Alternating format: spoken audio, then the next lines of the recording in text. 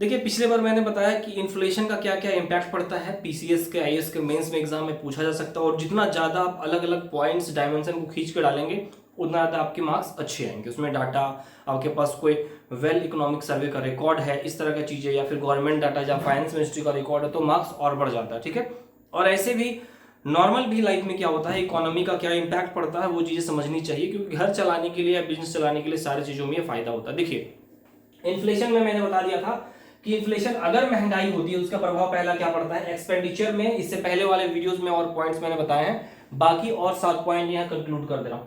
खर्च में कमी आती है, अगर चीजें महंगी होगी तो लोग क्या करेंगे, सामान कम खरीदेंगे। ठीक है, सस्ती होगी तो ज्यादा खरीदेंगे, ऐसा देखने के लिए मिलता है स्टार्टिंग पोजिशन। अब देखिए ऑन टैक्स में क्या होता है, क्या गवर्नमेंट को इसमें फायदा ही होता है। चीजें जैसे कि एग्जांपल है कि माचिस के प्राइसेस आपको 1 रुपए में मिल रहे थे, अब महंगाई बढ़ने से 2 रुपए मिल रहे हैं, सरकार उसमें टैक्स ले रही 10%, तो पहले 10 पैसे की जगह उनके पास 20 पैसे आ जाएंगे। पेट्रोल के प्राइसेस है तो पेट्रोल के प्राइसेस 100 की जगह 150 हो गए, तो 10% या फिर 20% के हिसाब से उनको 20 की जगह कितने आ जा रहे हैं, 30 या 35 रुपए। तो रेट बढ़ता है तो परसेंटेज तो वही रहता है, लेकिन क्या 100 का 10% कितना होगा आपका 10 रुपए, 200 का 10% 20 रुपए, 300 का 10% 30 रुपए, इस तरह से कर करके बढ़ते जाते हैं। तो उनका क्या होता है, महंगाई बढ़ती है, परसेंटेज लिखता है कि हम तो बढ़ा नहीं रहे, लेकिन सरकार के पास ज्यादा होती है। तो इन्फ्लेशन बढ़ता है तो सरकार को फायदा होता है, लेकिन बहुत ज्यादा इन्फ्लेशन बढ़ जाए तो सरकार के खिलाफ नेगेटिव इंपैक्ट बनने लगता है। ठीक है, अब देखिए अनएम्प्लॉयमेंट, तो यहाँ पर अनएम्प्लॉयमेंट में एक फिलिप्स जो है वो एक फिलिप्स कर्व के बारे में बताते हैं। उन्होंने एक संकल्पना दी कि शुरू में जैसे जैसे महंगाई बढ़ती है तो जो बेरोजगारी दर है वो कम होती है। दैट मींस कहने का मतलब है बेरोजगारी में इसका कोई बुरा असर नहीं पड़ता है। ठीक है, लेकिन बाद में क्या हुआ, इसका खंडन किया गया कि ऐसा नहीं है। तत्काल में देखिए जैसे गाड़ियों की प्राइसेस महंगाई से बढ़ रही हैं तो लोगों को क्या लगेगा ना कि डिमांड बढ़ रही है, महंगाई हो रही है, तो हो सकता है शुरू में असर ना दिखे, लेकिन जब महंगा बढ़ जाएगा और लोग खरीदना कम कर देंगे तो क्या होगा, लोगों की छटनी करनी पड़ेगी। तो जो फिलिप्स कर्व है वो उसका खंडन कर दिया गया, मतलब उसको डिनाई कर दिया गया कि इन्फ्लेशन बढ़ने से क्या होता है, लोगों को रोजगार मिलता है, लोगों को जॉब मिलते हैं, ये गलत है। ठीक है, तो ये इसका क्या इंपैक्ट है कि ये हो गया। ठीक है, अब ऑन वेजेस, मान लीजिए एक दिहाड़ी मजदूर है, इसको एक दिन का 500 मिलता है। ठीक है, 500 पहले भी मिल रहा था और महंगाई में अभी भी 500 मिल रहा है, क्योंकि अचानक तो इनकी प्राइसेस बढ़ती नहीं है।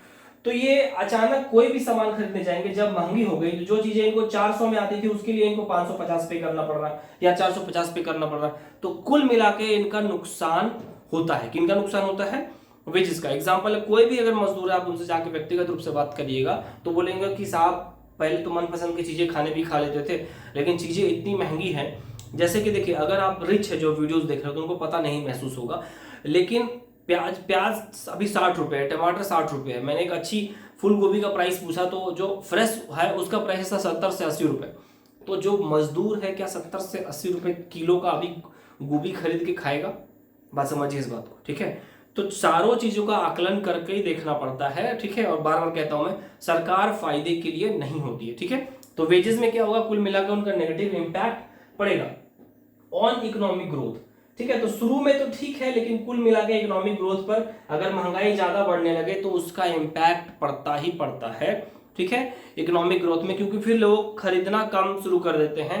तो जैसे कि अगर मान लीजिए शुरू में प्राइसेस के आपके 10 की जगह 20 हो गए तो आपको टैक्स ज्यादा मिल रहा है, लेकिन महंगी अगर चीजें वस्तु में ज्यादा महंगी हो गई तो लोग खरीदना कम कर देंगे धीरे धीरे धीरे धीरे, और लोगों का मनोबल गिरेगा क्योंकि लोगों के पैकेट में पैसे नहीं बचेंगे। तो कुल मिला के लंबे समय में इकोनॉमी को हैम्पर करता है महंगाई, इसीलिए सरकारें चिंतित होती हैं, क्योंकि अगर एक बार आउट ऑफ कंट्रोल हो गया तो फिर क्या होता है, सेंटिमेंट बिगड़ने लगता है। सेंटिमेंट बिगड़ता है तो पैसे सरकार के पास कम आ रहे हैं ज्यादा आ रहा है वो मैटर नहीं करता, अगली बार फिर वो चुनाव में आएंगे कि नहीं वो मैटर ज्यादा करता है, क्योंकि सरकार ही नहीं रहेगी तो आदेश ऑर्डर और अपनी Z security, Z plus security, SPG security वो मिलने वाला है नहीं आपको। ठीक है, और अपनी फैसिलिटीज नहीं मिलने वाली। अब इसमें देखिए इसमें गवर्नमेंट को बेनिफिट होता है। ठीक है, इन्फ्लेशन बढ़ने से मैंने बताया आपको गवर्नमेंट को बेनिफिट क्या होता है। देखिए मैंने यहाँ पे लिखा है गवर्नमेंट बेनिफिट। देखिए इसका एक सिंपल सा तरीका है कि चीजें महंगी हो गई, जितनी महंगी हो जाएंगी परसेंटेज उनका उतना ही रहता है। सोने 50,000 था, उनका परसेंटेज था कितना, मान लीजिए 10%, तो 5,000 रुपए उनको टैक्स जाएंगे। सोना अभी 75,000 रुपए है तो कितना हो जाएंगे, 7,500 उनको टैक्स जाएंगे। तो सिंपल से बताए, महंगाई बढ़ने से आप जो भी खरीदिए, स्लीपर खरीदिए, मैच बॉक्स खरीदिए, सुगर खरीदिए, कपड़े खरीदिए, ठीक है, शूज खरीदिए, कूलर खरीदिए, एसी खरीदिए, अगर चीजें महंगी हो गई हैं तो सरकार को वो टैक्स अपने आप बड़ा मिल जाता है। उनका परसेंटेज तय होता है, लेकिन परसेंटेज फुल अमाउंट पे डिसाइड होता है। 20,000 एसी की प्राइस है तो 20,000 का 10% होगा, कितना गया 2,000 रुपए। एसी की प्राइस है 40,000 गया तो 4,000 गया, समझ गया ना। बाइक के प्राइसेस 1,00,000 थे तो उनको कितना गया 20% का 20,000 रुपए। 1,20,000 गए तो उस हिसाब से आप आकलन कर लीजिए, ठीक है, ये चीजें होती है।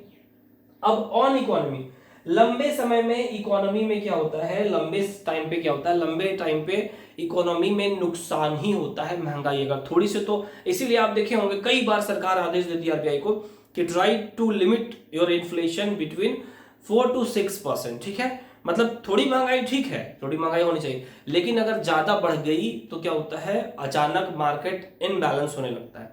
चीजें महंगी हो गई, लोग उसको खरीदना छोड़ देंगे, लोग खरीदना छोड़ देंगे तो पता चल जाएगा लोगों की डिमांड घट गया, उत्पादन कम हो जाएगा, उत्पादन कम हो जाएगा मतलब प्रोडक्शन कम हो जाएगा, तो चीजें और महंगी हो सकती है, ठीक है।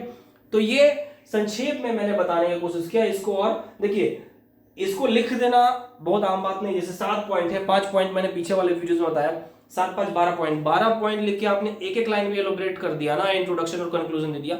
और अगर क्वेश्चन इस पे आया है कि what is the impact of inflation in our economy, कि हमारी इकोनॉमी में इन्फ्लेशन या महंगाई का क्या प्रभाव पड़ता है, तो याद रखिएगा 10 नंबर में 7 या 8 नंबर आप इसमें जो जो पॉइंट मैंने बता दिया वो आप लिख सकते हैं, ठीक है।